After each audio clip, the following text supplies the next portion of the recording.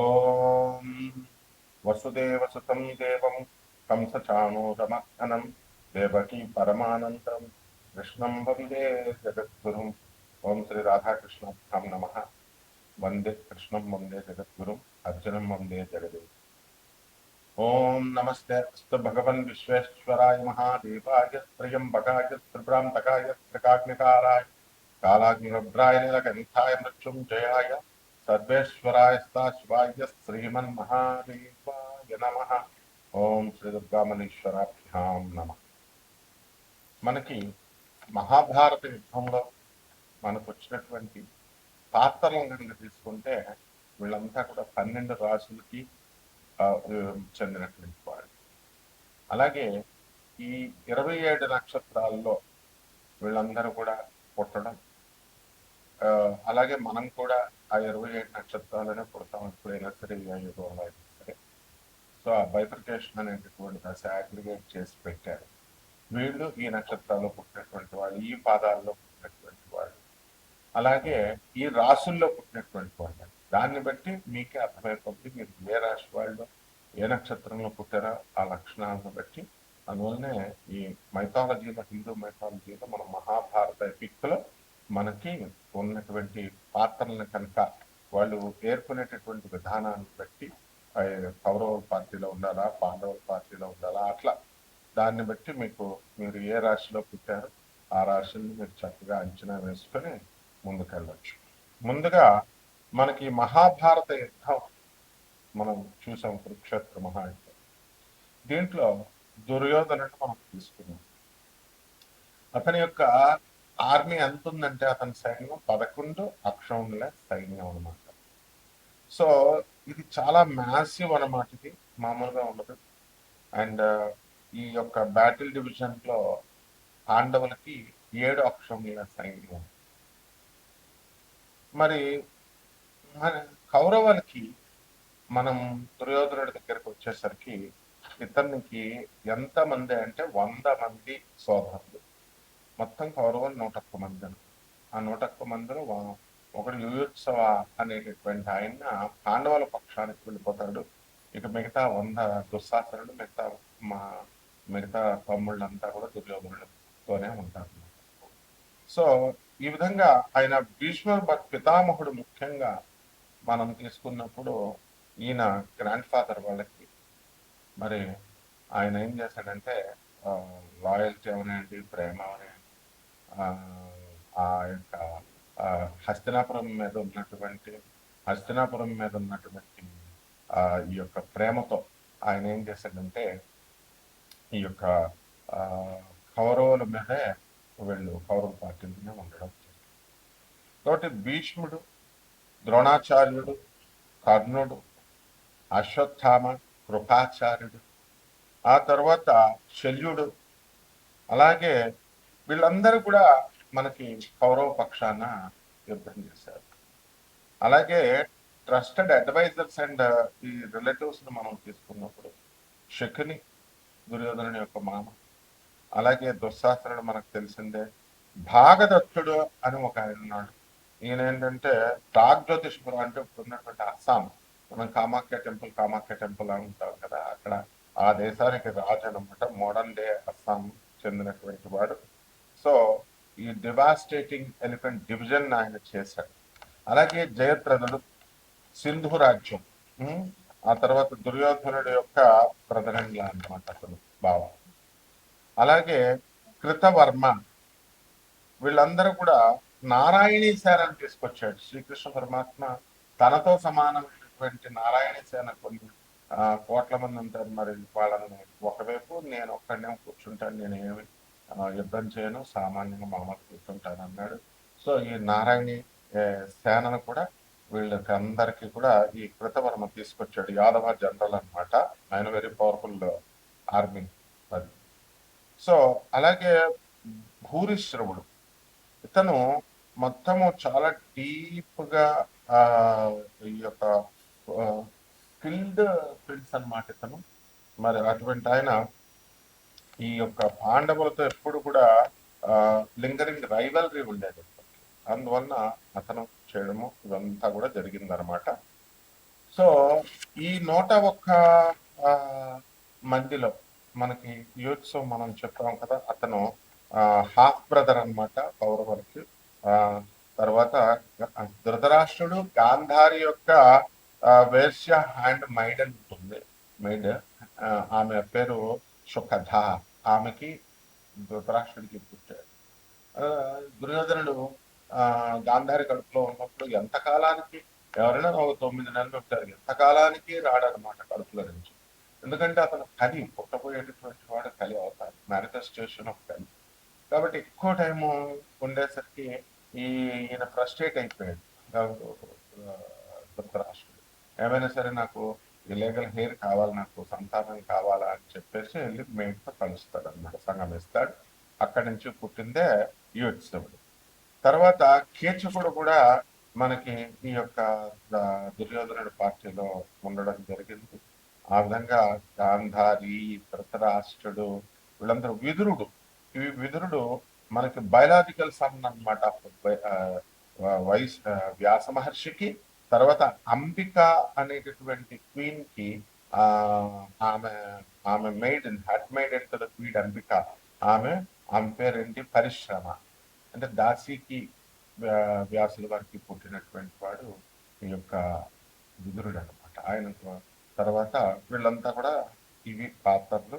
ఇకపోతే మనకి వచ్చేసరికి పాండవుల్లో మనకు తెలుసు అభిమన్యుడు.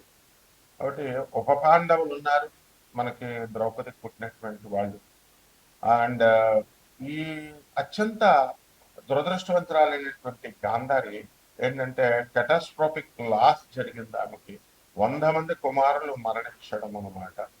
అలాగే అర్జునుడు, అభిమన్యుడు, పాండవులు, యుధిష్ఠరుడు, తర్వాత ధర్మరాజు మనకు తెలిసిందే, యుధిష్ఠరుడు అంటారు, భీముడు, నకులుడు, తర్వాత సహదేవుడు, అర్జునుడు, వీళ్ళంతా కూడా పాండవులు. మరి వీళ్ళకి సహాయం చేస్తూ మనకి చాలా మంది, మరి ఈ యొక్క దుష్టద్యుమ్నుడు, ద్రుపద మహారాజు యొక్క కుమారుడు దుష్టద్యుమ్నుడు, కమాండర్ ఇన్ చీఫ్ ఆఫ్ అన్నమాట ఆయన మొత్తం పాండవ ఆర్మీ కూడా. అలాగే భీముని కుమారుడైనటువంటి ఘటోత్కచుడు, సాత్యకి, ద్రుపద మహారాజు, విరాట్ మహారాజు, యుయుత్సుడు, వీళ్ళంతా కూడా పాండవుల వైపు పోరాడారు అనమాట.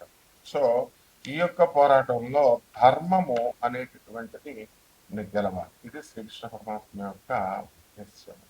అంటే అసలు దుర్యోధనుడి యొక్క జననం ఎందుకు జరిగిందండి అంటే, దుర్యోధనుడు సెంట్రల్ యాంటాగనిస్ట్ అనమాట ఆయన. అలాగే ఆ ఫేస్ ఆఫ్ అధర్మకి, అన్రైటియస్నెస్ కి అతను మార్పు. ఈయన దగ్గర ఉన్నటువంటి లక్షణం ఏంటంటే జలస్నెస్ బాగా ఎక్కువ, ఫ్యూయల్డ్ బై అన్చెక్డ్ జలస్నెస్. మనకు చాలా జలస్నెస్, గ్రీడ్, దురాశ అనమాట, అండ్ ఈగో ఎక్కువ. అండ్ కాన్స్టెంట్ గా ఈ యొక్క పాండవుల్ని చంపాలి అనేటటువంటి అసాసినేషన్ అటెంప్ట్స్ చేస్తూనే ఉన్నాడు కంటిన్యూస్ గా.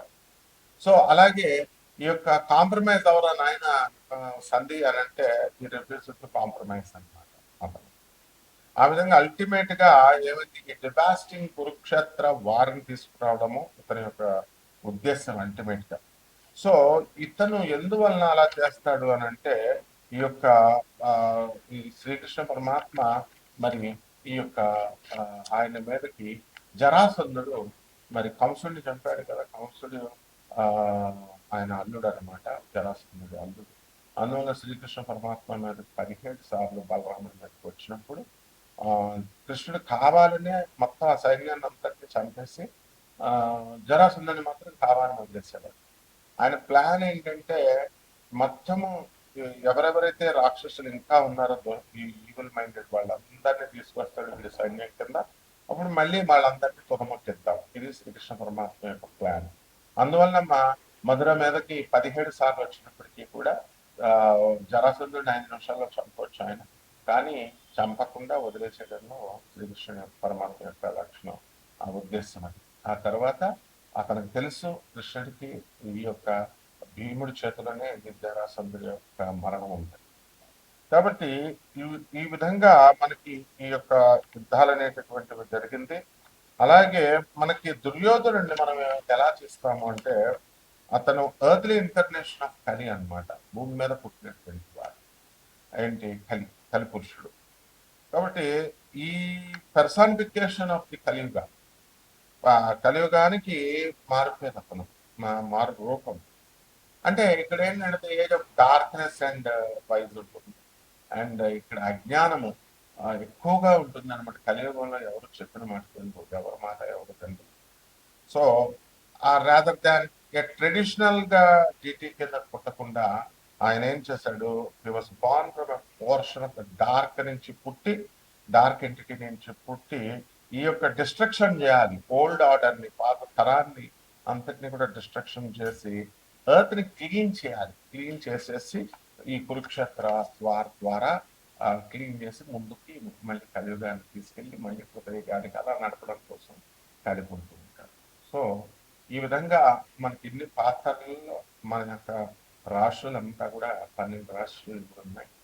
ఈ 12 రాష్ట్రాల్లో వాళ్ళ యొక్క క్వాలిటీస్ని మనం చూసుకున్నప్పుడు ఎవరికి ఏ పాత్రకి ఇష్టం, కొంతమంది కర్ణుడు ఇష్టం, కర్ణుడు యుద్ధం చేశాడు, ద్రోణాచార్యుడు, భీష్ముడు అంతా చేశారు కదా, మరి కర్ణుడి మీద చాలా సింపతి ఉంటుంది. సో కర్ణుడు చనిపోయినప్పుడు చాలా మంది దేవుళ్ళు ఏడ్చినటువంటి వాళ్ళు చాలా మంది ఉంటారు. ఎవరెవరంటే సూర్య భగవానుడు కుమారుడు, బయలాజికల్ ఫాదర్ కర్ణుడికి, ఆయన ఏడుస్తాడు. తర్వాత శ్రీకృష్ణ పరమాత్మ కూడా ఏడుస్తాడు అనమాట. అంటే అతని లాయల్టీకి, కరేజ్కి, బ్రావరీకి మళ్ళీ అటువంటి వాడు దొరకడు తను కర్ణుడు అనేటటువంటి ఉద్దేశంతో. అలాగే సాల్వ పర్వంలో, శల్యపర్వంలో దేవుని చెప్పబడిందంటే శ్రీకృష్ణ పరమాత్మను అర్జునుల వారు ఇద్దరు కలిసి పార్టీ చేసుకుంటారు, సెలబ్రేట్ చేసుకుంటారు కర్ణుడు చనిపోయినప్పుడు. ఈ విధంగా కాంట్రవర్షియల్ గా కన్వర్స్ గా చెప్తారు. అయితే ఈ రకంగా మనకి ఈ పాత్రలను బట్టి ద్వాదశ రాశుల వారికి అందరికీ కూడా మనకి ఇప్పుడు మనం మీ పాత్రలు దేనికి రిలేట్ అయినా చూసుకొని మనం ఈ ద్వాదశ రాశుల వారికి కూడా ఇప్పుడు రాశి ఫలాలు ఏ విధంగా ఉన్నాయో చూద్దాం. ఒక్కొక్క రాశి వారిగా మనం చూద్దాం. అలాగే ఇప్పుడు ఎవరికైతే ఏ పాత్ర అంటే ఇష్టం ఉంటుందో ఆ పాత్రకి ఎవరైతే ఇష్టపడతారో వాళ్ళది ఆ రాశికి సంబంధించినటువంటి వారు, లేదా ఆ యొక్క పాత్ర. ఇప్పుడు కృష్ణ పరమాత్మ ఉన్నాడు, రోహిణి నక్షత్రం పుట్టాడు, వృషభ రాశి. నేను కూడా మరి రోహిణి నక్షత్రంలో పుట్టాను, నేను వృషభ రాశి రాదు. అందువల్ల సాధారణంగా కృష్ణుడు అంటే నాకు భక్తి ఎక్కువ, ప్రేమ ఎక్కువ. అలాగే అర్జునుల వారు నారాయణ మహర్షులు కాబట్టి అర్జునుడు అంటే ఇష్టం నాకు. కర్ణుడు ఎవరికి హాని చేయకపోయినప్పటికీ కూడా ఎంత లాయల్ గా ఉన్నా, ఎంత బ్రేవరీ ఇదంతా ఉన్నా కూడా మనకి ఇష్టం ఉంది. అలాగే మీరు కూడా మీ యొక్క రాశుల వారికి మీకు ఈ పాత్రలు నేను చెప్పాను కదా, ఆ పాత్రలను బట్టి మీరు ఒక్కొక్కటే అన్వయించుకోవచ్చు. ఆ రాశిని చూసుకోండి ఒక్కొక్కటి. ఓకే, ఇప్పుడు ఒక్కొక్క ధనుస్సు రాశి. ఈ ధనుస్సు రాశి వారికి అందరికీ కూడా రాహువు మనకి కుంభరాశిలో ఉన్నాడు. అందువలన వ్యాపారాలన్నీ కూడా బ్రహ్మాండంగా సాగడం అనేటటువంటివి జరుగుతాయి. ధైర్యంతో, సాహసంతో మీరు చేసేటటువంటి వ్యాపారాలన్నీ కూడా సక్సెస్ఫుల్గా ముందుకు వెళ్తాయి. అలాగే మీ తల్లిదండ్రుల చేత, మీ అత్తమామల చేత బిజినెస్లు పెట్టేసుకోవడం అనేటటువంటివి జరుగుతాయి. అండ్ మీ ఫ్రెండ్స్ చేత కూడా అంతా కూడా క్లిక్ అవ్వడం అనేటటువంటిది అదృష్టంగా మీరు మంచి టైం అని మీరు చెప్పుకోవచ్చు. ఆ విధంగా మనకి శని వక్రించి మనకి జూలై 27వ తేదీ నుంచి ఉన్నాడు కాబట్టి కొన్ని పనులు లేటుగా అవుతూ ఉంటాయి. అలాగే కుటుంబంలో మనకు కొంచెం మనశ్శాంతి లోపం అనేటటువంటిది బయట వాళ్ళ వల్ల జరుగుతూ ఉంటుంది, బయట స్త్రీల వలన. అలాగే ఈ యొక్క రాశి వారికి అందరికీ కూడా మనకి ఈ బుధుడు మనకి 7th జూలై 2026 సంవత్సరం నుంచి ఉన్నాడు. అక్కడి నుంచి మంచి ఫలితాలు మీకు రావడం అనేటటువంటివి జరుగుతాయి. మీ మేనమామల సహకారము, కోర్టుల్లో మీరు విజయం సాధించడము, పొలాల్లో, వ్యవసాయంలో మీకు చక్కగా అనుకూలంగా సాక్ష్యాలు చెప్పడము కోర్టుల్లో, ఇవన్నీ కూడా ఉంటాయి. అలాగే 24వ తేదీ 2026 సంవత్సరం తర్వాత బుధుడు వక్రించుతాడు మిథున రాశిలో. అప్పుడు కొన్ని మీకు నమ్మక ద్రోహాలు అనేటటువంటివి జరగడానికి అవకాశాలు ఉంటాయి.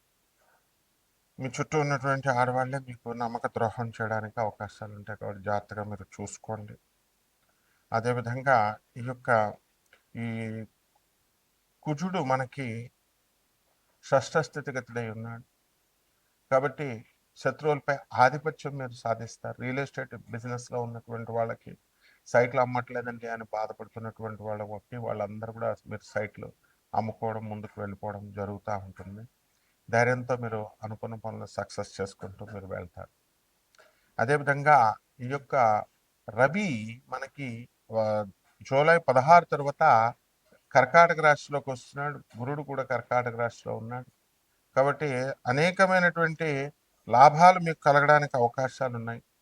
అలాగే ద్రౌపది మరి ఈ యొక్క అంబాలిక అనేటటువంటి వాళ్ళు రాశికి చెందినటువంటి వాళ్ళు. కాబట్టి ఈ రాశికి సంబంధించి దైవ ఆరాధన, దైవ భక్తి, టోటల్ డెడికేషన్ ఇవన్నీ కూడా ఎక్కువగా ఉంటాయి. ఆదాయాలు కూడా మీకు గతం కంటే కూడా ఇప్పుడు ఎక్కువగా మీకు పెరిగిపోవడానికి అవకాశాలు ఉన్నాయి. బంధువులతో, స్నేహితులతో మీరంతా కూడా విహార యాత్రలు ఇలాంటివన్నీ కూడా మీరు చేయడం జరుగుతుంది. ఇక పరిహారాల దగ్గరికి వచ్చేసరికి ఈ యొక్క ధనుసు రాశి వారికి మనకి రవి జపం చేసుకోండి, రవి స్తోత్రాలు చదవండి, రవికి కిలోంపావు ఈ యొక్క గోధుమల్ని ఆరెంజ్ కలర్ వస్త్రాలనిచ్చి పేద బ్రాహ్మణులకి ఆదివారం నాడు ఉదయం కరెక్ట్గా 6 గంటలకి మీరు దానం చేసుకోండి. అదేవిధంగా ఈ యొక్క ఆదిత్య హృదయము ఇవన్నీ కూడా మీరు చదువుకోండి. అరసవెల్లి క్షేత్రానికి వెళ్ళి స్వామివారిని దర్శించుకోవచ్చు. ఈ రకంగా చేసుకున్నట్లయితే బాగుంటుంది. అలాగే ఒక జిల్లేడు చెట్టుని ఊళ్ళో పుష్పాలను తీసుకొచ్చి సూర్యనారాయణ మూర్తికి అర్పించండి. ఒక రావి చెట్టుని మీరు ఇంట్లో పెంచుకోండి. ఈ రకంగా పెంచుకుంటే బ్రహ్మాండంగా ఉంటుంది. శుభమస్తు.